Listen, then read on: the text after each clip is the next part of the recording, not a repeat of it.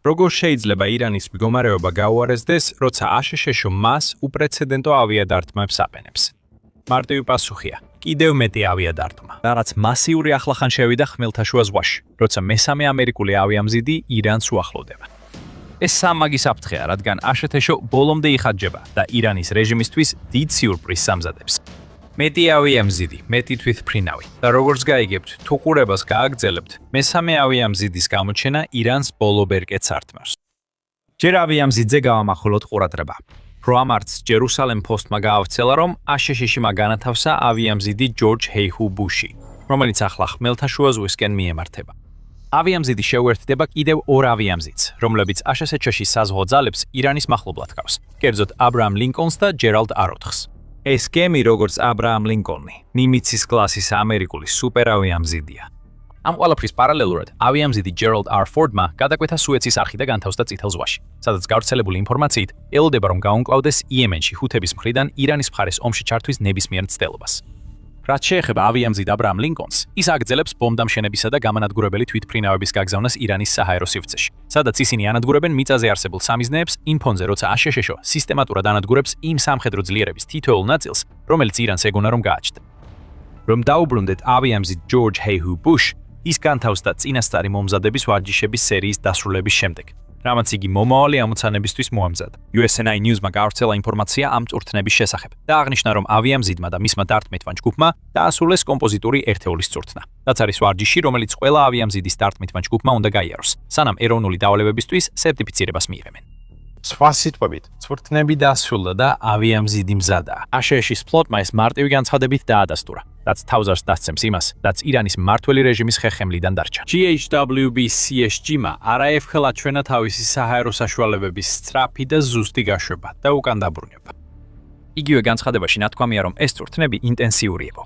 28 დღიანი წვრთნისას ჯორჯ ჰეიჰუ ბუშის ავიამზიდიდან განხორციელდა 1586 გაფრენა. დღისით 693 ღამით, 682 დაჭერილი დაშვება.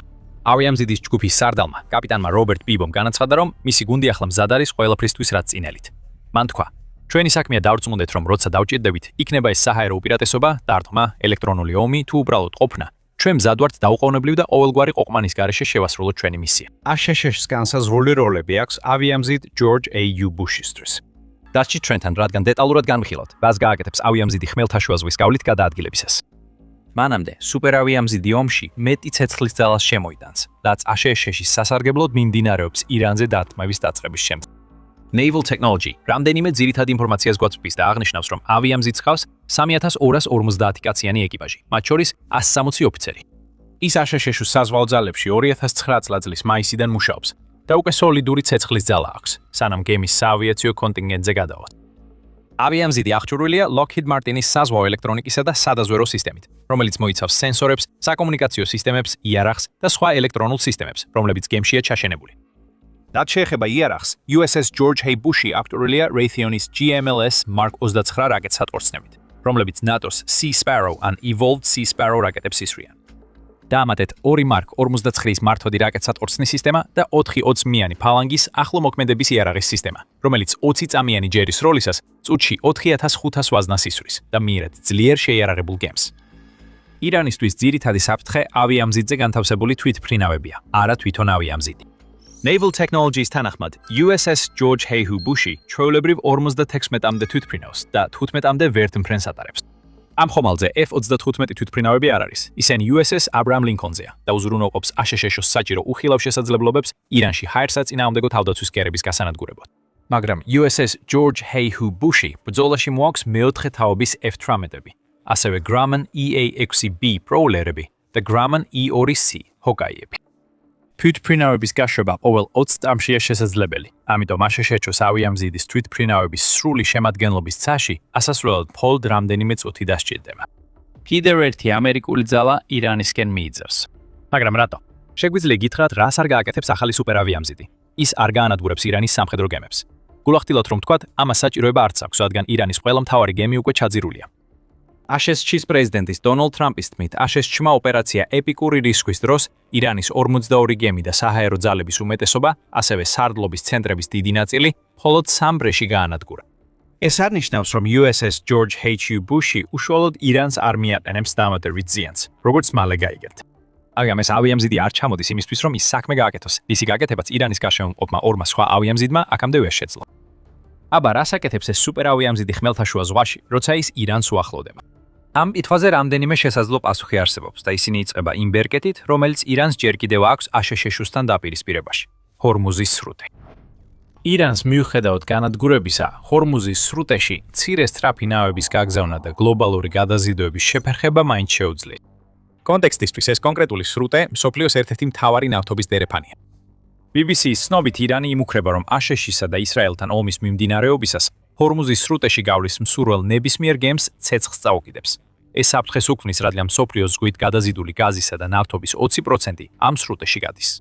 მიუხედავად იმისა, რომ ირანის საზღვაო ძალები თითქმის განადგურებულია, მას კვლავ შეუძლია შექმნას პრობლემები ამ ვიწრო წყლის გზაზე, დრონებითა და სწრაფი ნავებით. ჰორმუზის სრუტე შესასვლელსა და გამოსასვლელთან მხოლოდ 50 კილომეტრი, ანუ 31 მილი სიგანისაა, რაც ბუნებრივ ბარიერს ქმნის და ირანს საშუალებას აძლევს გამოიყენოს ეს უპირატესობა თავისი მუქარების განსახორციელებლად. ეს ნიშნავს, რომ ჰორმუზის სრუტეში ყოველთვიურად გამავალი 3000 გემი ძირითადად გაჩერებულია. ეს მილიარდობით დოლარის ღირებულების გაჩერებულ გადაზიდვებს ნიშნავს. BBC-ის მიხედვით, მხოლოდ 2025 წელს ამ ერთ სანაოსნო გზაზე დაახლოებით 20 მილიონი ბარელი გადის, რაც თითქმის 600 მილიარდი დოლარის ენერგეტიკულ ვაჭრობას შეადგენს. ირანმა იცის, რომ ვერ ავნებს აშშ-ში სამხედრო ძალას, მაგრამ შეუძლია ათეულობით ქვეყნის ჯიბეს დაატრას თავისი ერქი ბერკეტით. საქმეში ეფება USS George H.W. Bush-ი. როგორც Max Afterburner-ი არნიშნავს, USS George H.W. Bush-ის მოგზაურობის ანალიზში ძალიან სავარაუდოა, რომ ეს სუპერავიამზიდი კომერციული გემებისთვის ერთგვარი ესკორტის როლს შეასრულებს, რომლებიც ცდილობენ ჰორმუზის სრუტეში გაიარო. ირანის მთავარი საზღვაო ძალა ახლა სწრაფი შეტევითი ნავებია, რომლებიც ავიამზიდის მოქმედების რადიუსში მოხვედრისთანავე ფეთქავ ნესვებად იქცევიან. სხვა სიტყვებით რომ ვთქვათ, ეს ნავები უშვებენ მცირე დრონების ჯგუფებს, როცა მიუახლოვდებიან ობიექტს, რომელსაც საფრთხე დაღიქვამენ. და სწორედ აქ ერთვება საქმეში ამერიკის უახლესი ავიამზიდი. ეხლა როცა ეს პრობლემა არსებობს, მესამე ავიამზიდის დარტყმითი ჯგუფი კომერციული გემების დაცვას და დრონებისგან დაცვის უზრუნველყოფას შეეძლება, განმარტავს Afterburner. ეს ნიშნავს, რომ აშშ-ს ახლა შეუძლია ორი ავიამზივით მოაქციოს ირანი მარწუხებში, რაც ირანის კიდევ უფრო მეტი ცეცხლსასროლი ძალით დაბომბას ნიშნავს. მაშინ როცა ერთი ავიამზიდი ჰორმუზის სრუტის უსაფრთხოებაზე ფოკუსირდება, რომ საზღვაო გადაზიდვები აღდგეს. ეს ჭკვიანურად გააკეთა აშშ-მ. ეს არის გზა, რომლითაც ქვეყანა ცდილობს გაანეიტრალოს კრიტიკა ნავთობის ფასების მკვეთრი ზრდის გამო. რამაც გამოიწვია საფონდო ბირჟის ვარდნა, რაც ირანის მიერ თავისი ბოლო ბერკეტის გამოყენებით გამოწვეულმა არეულობამ გამოიწვია. თუ ჰორმუზის სრუტე გაიხსნება, იმედია ნავთობის ფასი ბარელზე 100-დან 120 დოლარზე დაბლა დაეცემა, რის შესახებაც BBC-მ 9 მარტს განაცხადა. ეს ერთგვარი ცეცხლსასროლ ძალაზე დაფუძნებული დიპლომატია, რაც აშშ-ს მისცემს კამპანიის გაგრძელების საშუალებას ირანში ნავთობის ფასზე ზეწოლის გარეშე. USS George H.W. Bush-ი მხოლოდ ჰორმუზის სრუტის დასაცავად არ არის. სანამ დეტალებზე ვისაუბრებთ, ეს The Military Show-ა. ჩვენ გაძლევთ სრულ სურათს, არა მხოლოდ სათაურებს. გამოიწერეთ არხი თუ ჯერ არ გაიგეთებიათ, რომ ყოველთვის ინფორმირებული იყოთ. ეხლა კიდევ ერთი რამ, რასაც ეს ახალი სუპერავიამზიდი ირანის ომში მოაქვს, არის ის, რომ ის უკვე ამერიკული საჰაერო ძალების ყველაზე დიდ განლაგებას ახლო აღმოსავლეთში 2003 წლის ერაყის ომის შემდეგ. გარდაქმნის ისეთ დაუძლებელ ძალად, რომლის წინააღმდეგაც ირანს ბრძოლის შანსი არ აქვს. Afterburner-ი არნიშნავს, რომ სამმაგი ავიამზიდის დარტყმა ამერიკული საზღვაო საჰაერო ძალების ერთ-ერთი უდიდესი კონცენტრაცია. ასობით გამანადგურებელითა და ბომბდამშენით უზარმაზარ დარტყმის შესაძლებლობას ქმნის რეგიონში. ირანის სარაკეტო ობიექტებსა და სარდლობის ბუნკერებზე და იმაზე, რაც ამ დროისთვის დარჩა მათი საზღვაო ფლოტიდან დარტყმა.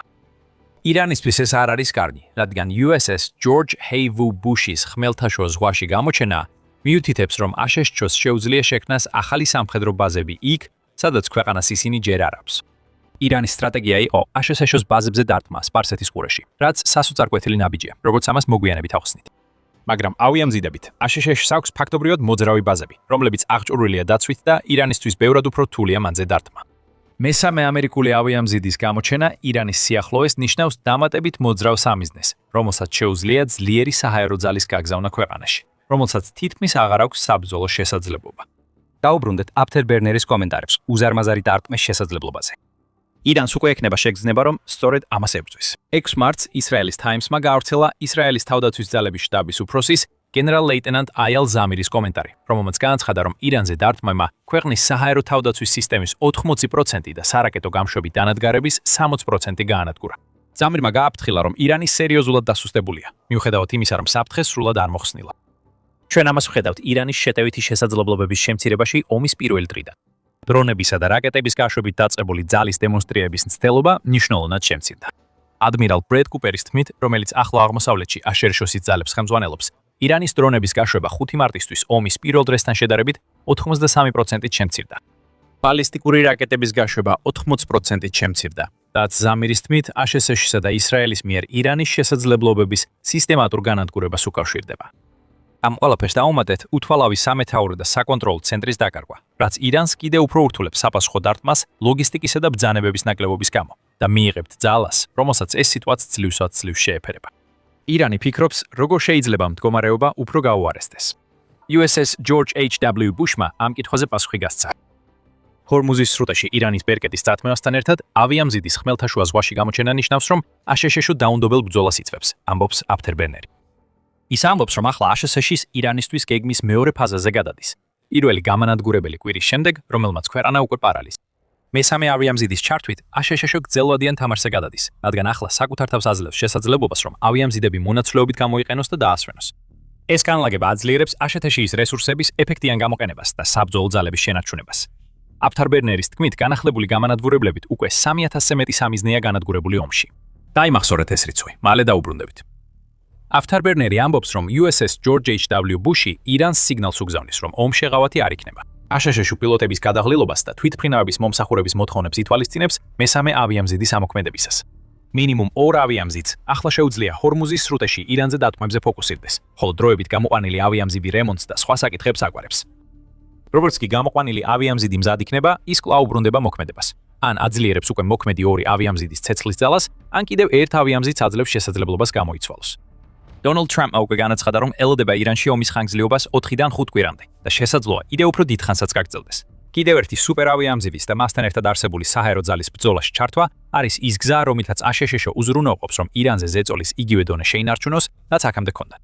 აშშ-ს ეს შეუძლია. ადრე ვახსენეთ, რომ USS George H.W. Bush-ი F-35-ებს არ ატარებს. მისი თვითმფრინავების უმეტესობა F-18-ებია, რომლებიც უხილავი არ არის. ესეთი თვითმფრინავების გაგზავნა სარისკოა, როცა აშშ-ს ცის კონტროლი არ აქვს, მაგრამ ეხლა რისკი ძალიან მცირეა. ზოგიერთი თქმით, აშშ-ს ირანში არამხოლოდ საჰაერო უპირატესობა აქვს, არამედ საჰაერო ბატონობაც. რაც ნიშნავს, რომ მის საბრძოლო თვითმფრინავებს შეუძლიათ თავისუფლად იფრენ და დაბომბონ, რაც უნდათ, თითქმის სურვილისამებრ. ამჟამად აშშ-ს ერთადერთი საზრუნავი მცირე ირანული საჰაერო თავდაცვის კერებია, რომლებიც სავარაუდოდ მოწყვეტილია იმ ცენტრებს, რომლებსაც აშშ და ისრაელი უკვე ერთი კვირა აბომბავენ. აშშ-ის ცენტრალური სარდლობის ყოფილი მეთაური დევიდ პეტრეუსი The Hill-ს ეუბნება, რომ ამ ეტაპზე აშშ-ის ირანის საჰაერო და ბალისტიკური თავდაცვა არ არელოებს. სანამ ძიმე ტყვიამფრქვევების მოქმედების ზონაზე მაღლა იმყოფები, ეს ნიშნავს, რომ შეგიძლია უბრალოდ შეუჩერებლად დაატეხო ცეცხლი. ის ამბობს, რომ საჰაერო ბატონობა მიღწეულია, ამიტომ USS George H.W. Bush-ის გამოჩენა ლოგიკურია. აშშ-ს არ სჭირდება მეტი F-35, ვიდრე უკვე ხტავს. განლაგებული თვითმფრინავები ირანის საჰაერო თავდაცვის დარჩენილ სისტემებს ფარულად გაანადგურებენ. ეს ავიამზიდის ჯგუფს მისცემს საშუალებას ჰორმუზის სრუტიდან ირანში მეოთხე თაობის გამანადგურებლებით დაარტყას სამიზნეებს. ეს მრავალდონიანი მიდგომა, ჯერ ფარული შეტევა, შემდეგ კი მასიური დარტყმა, სწორედ ისაა, რამაც იმ რიცხვამდე მიგვიყვანა, რომლის დამახსოვრებაც გთხოვეთ. გახსოვთ, 3000-ზე მეტი დარტყმა, რომელიც აშშ-ში ამ დრომდე განახორციელა. Afterburner-ის მიხედვით, ხმელთაშუა ზღვაში USS George W. Bush-ის გამოჩენამ შეიძლება მალე 1000-ობით დარტყმა გამოიწვიოს. Afterburner ამბობს, რომ ეს რიცხვი ერთ კვირაში გაორმაგდება ან გასამმაგდება და მუდმივ ზეწოლას მოახდენს რეჟიმზე. ირანის რეჟიმის ხსენებით გადავდივართ ბოლო თემაზე, რომელსაც ამ ვიდეოში განახილოთ. რა მოხდება შემდეგ? ამჟამად ირანი ყველაფერს აკეთებს, რომ როგორმე თავი დააღწიოს იმ სიტუაციას, რომელშიც აღმოჩნდა. თუმცა აშკარად არსებობს შიდა განხეთქილებები, რაც მისი საპასუხო ქმედებების არაეფექტურ მართვას და გაურკვევლობას იწვევს. ბრამარტს ალ-ჯაზირამ გაავრცელა ინფორმაცია, რომ ირანის პრეზიდენტმა მასუდ პაზეშკიამ სპარსეთის ურის მეზობელ ქვეყნებს ბოდიში მოუხადა მათი დაბომბვისთვის ოპერაცია ეპიკური რისკვის პასუხად. რამდენადაც სუსტი არ უნდა ყოფილიყო ეს მცდელობა ირანის მხრიდან, რომ როგორმე მოეპოვებებინა კეთილგანწყობა იმ ქვეყნებისგან, რომლებსაც წლები აშინებს, ბოდიში ფაქტობრივად რამდენიმე საათში უკან წაიღეს, მას შემდეგ რაც ირანმა დაარტყა სამიზნეებს ქუვეითში, ბაჰრეინში, არაბთა გაერთიანებულ საემიროებში და სხვა ქვეყნებში. ამ ეტაპზე ჩანს, რომ ირანს თავი და ბოლო ერევა. და მას შემდეგ რაც ქვეყნის ახალ უზენაეს ლიდერად აერჩიეს ყოფილი უზენაესი ლიდერის ალი ხამენეის მეორე ვაჟი მუთაბა ხამენეი, ჩანს, რომ რეჟიმისადმი ფანატიკური ერთგულება კვლავაც მოთხოვნილი იქნება. თუმცა სავარაუდოდ ირანში ამას მაინც ვერ მიაღწევს. დონალდ ტრამპმა ეს დანიშვნა მიუღებლად შეაფასა, რაც მიუთითებს, რომ აშშ-ში ირანს კვლავ მკაცრად დაარტყამს. ახალი ხამენეი დროებით იქნება ხელისუფლებაში, რადგან ძნელია დაინახო, რა შეძლებს, გარდა ბუნკეტში დამალვისა. მას შემდეგ, რაც საკუთარმა ქვეყანამ ის სამიზნედ აქცია. ირანის რეჟიმი ახლა ქაოსშია.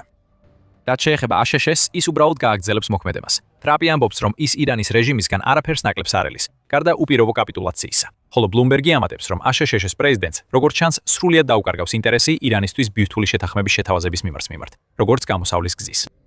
აშკარაა, რომ შეთანხმების დადების დრო გასულია და აშშ-ს ცდილობს მომავალში ირანზე გავლენა მოახდინოს. ამის შემდეგ და დიდი და მისაღები ლიდერის არჩევის შემდეგ, ჩვენი მრავალი შესანიშნავი და ძალიან მამაცი მოკავშირე და პარტნიორი დაუღალავად ვიმუშავებთ, რომ ირანი განადგურების ზღვიდან ვიხსნათ. გავხადოთ ის ეკონომიკურად უფრო დიდი, უკეთესი და ძლიერი, ვიდრე ოდესმე ყოფილა. განაცხადა ტრამპმა 6 მარტის Truth Social-ის პოსტში. პოსტში, სადაც ის აღწერს, რას გეგმავს ირანის რეჟიმის დაცემის შემდეგ. ავიამზიდი, ჯორჯ ჰეიჰუ ბუშის ხმელთაშუა ზღვაში გამოჩენა სიგნალია. ირანი ჯერ კიდევ ვერ ხვდება ამას. აშშ-ში გააგრძელებს დაბომბვას და აძლიერებს თავის ძალებს, რომ კიდევ უფრო ძლიერი იყოს. ამ ეტაპზე ჩანს, რომ ირანის რეჟიმისთვის ერთადერთი გამოსავალია გზიდან გადგომა და აშშ-თვის ქვეყნის ცვლილების შესაძლებლობის მიცემა. სანამ ეს არ მოხდება, აშშ-ის მიერ ირანისკენ გაგზავნილი უახლეს სუპერავიამზიდზე განთავსებული მეოთხე თაობის გამანადგურებლები ძლიერად და სწრაფად დაარტყამენ. წაართმევენ ყველაფერს, რასაც ირანი ფიქრობდა, რომ გამოიყენებდა ამ ომში თავისი მიზნების მისაღწევად. ერთადერთი ადამიანი, ვინც ამ მოვლენებს შიშით უყურებს, რუსეთის პრეზიდენტი ვლადიმირ პუტინია. მას ფეხები უკანკალებს ირანში დაწყებული პროტესტების გამო, რასაც ახლა ხედავთ. და ამისთვის მნიშვნელოვანი მიზეზია. გსურთ მიზეზის გაგება? ნახეთ ვიდეოს, სადაც ამას ხსნით. თუ მოგეწონათ, გამოიწერეთ The Military Show, რომ არ გამოგჩეთ ჩვენი რეპორტაჟები აშშ-სა და ომზე ირანთან. მადლობა ყურებისთვის.